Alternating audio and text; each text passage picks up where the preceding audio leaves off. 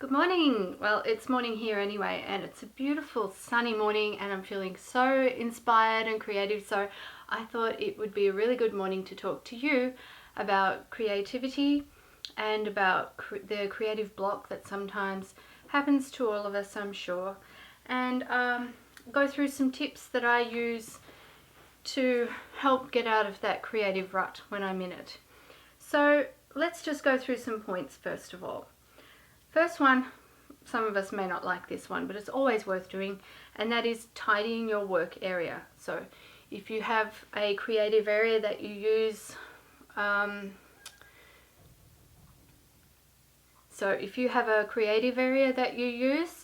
the work that you do, keeping it tidy is really worthwhile. And if it gets really messy sometimes, just saying to yourself, okay, I'm just going to get in there and I'm just going to tidy it all up, and I'm going to have things all laid out and everything's going to be neat and shiny and get rid of all that dust and everything. I do this probably at least once a month. I should do it more often, but it's well worth doing, because you know how when you get your kids to clean up their room, like do a really proper clean in their room, they tend to find things that they'd forgotten about. They tend to look at things with a fresh approach, and usually you find them playing in their room rather than cleaning. Well, that can happen to you too, and that can be a really good thing. Okay, the next point is the internet. The internet can be wonderful for getting your creative juices going. Websites like Pinterest and I guess social media, Instagram if you're on there, which I'm not. That's just because I don't have a phone.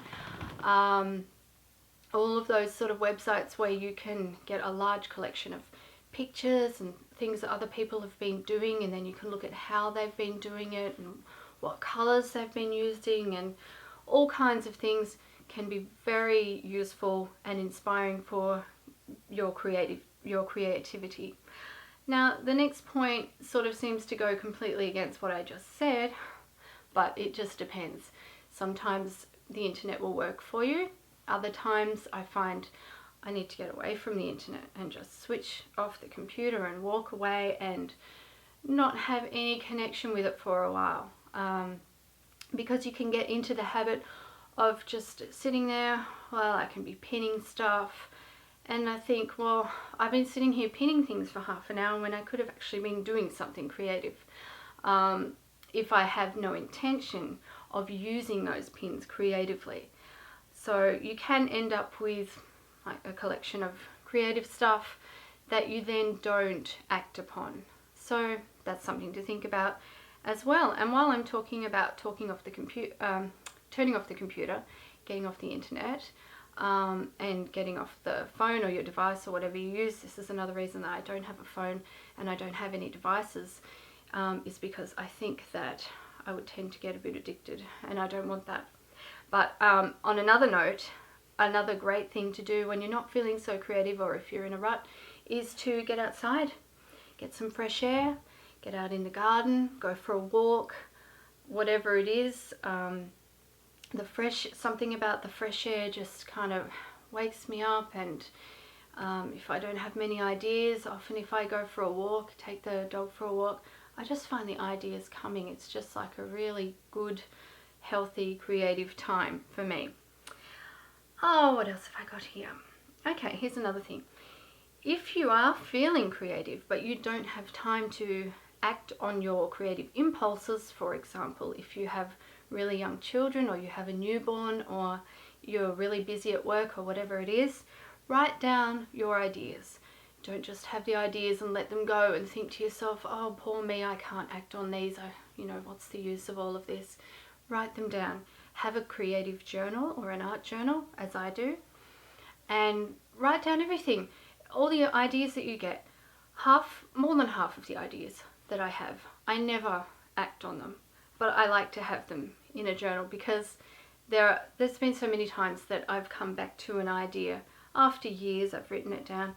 I've come back later and gone, that's a good idea. I could do this, or I could do that. I can use the idea, even if I don't do exactly what my original idea was, but as a stepping stone to another idea, something like that. So writing it down is having it there, it's concrete, you don't forget about it, You don't feel like you've just wasted that time and your ideas have gone. Okay, next point is to do something unlikely, do something different, change your routine, learn something new, research something new, buy some new materials, find some new materials, swap whatever you need to do, but do something different. You might be in a rut because you're doing the same thing all the time. Even if you're in a creative business and you find yourself in a rut because you're making the same product all the time, what can you do to change that product? Yeah, look at things a different way, new colors, new textures, whatever it is. New things can be, can just really inject new life into your creativity. And yep, my next point was learn something new. Okay, so maybe get a new book from the library, buy a new book online, go to a class. Maybe you meet someone who does something that you're really interested in, you never thought of doing before. Learning something new can also be really good for your creative life. Sometimes, and this, I'm talking about me here, I procrastinate. I overplan a project, I overthink a project. I think, no, I can't get started yet because I haven't done this, this and this, because I haven't written down every single calculation, and you can sort of get caught up in that planning process and not actually make a start. Okay, so it's good to plan, it's good to know what you're going to need for your project and everything, but if it gets to a point where it's holding you back, just make a start. Sometimes that's all you need, is just to dive in there and get going. Sometimes you might think, I don't have enough skills yet to try this. Well, try it, see what happens. All right, the library is a really good place. I get lots of books at the library.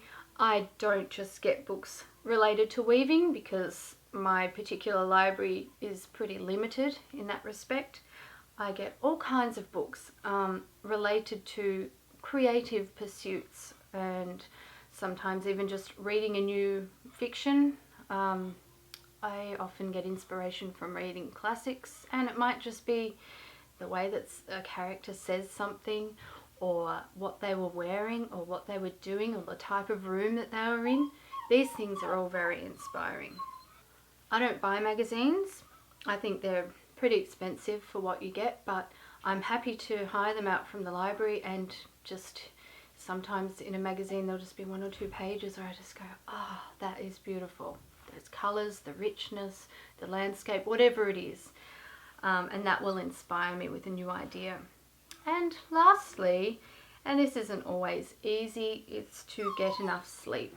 I find that if I'm tired, especially if I'm overtired, my mind just doesn't work properly, you know. So yeah, hard if you're a mum, and if you're running a household, and if you're working outside the home as well, or if you're working inside the home and you've got lots to do, and if you're running a business, whatever you're doing, yeah, it's hard to get enough sleep these days, but I've found that I need to make it a priority.